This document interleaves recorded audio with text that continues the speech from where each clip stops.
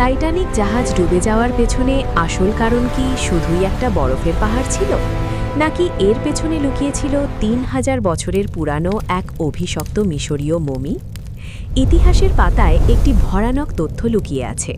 বলা হয়, টাইটানিকের সেই ঐতিহাসিক যাত্রায় ফার্স্ট ক্লাসের মালপত্রের সাথে গোপনে নিয়ে যাওয়া হচ্ছিল প্রাচীন মিশরের এক রাজকুমারীর মমি, যার নাম ছিল প্রিন্সেস অফ আমেনরা।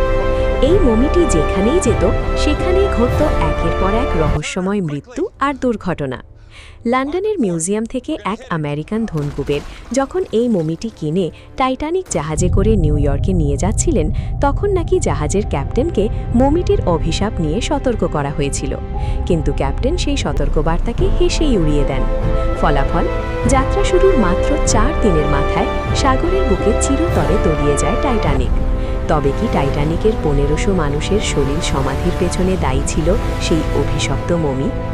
আপনার কি মনে হয়? কমেন্টে জানান। আর এমন সব রোমাঞ্চকর রহস্যের গল্প জানতে আমাদের চ্যানেল ক্রোনোস মিথসকে এখনই সাবস্ক্রাইব করুন।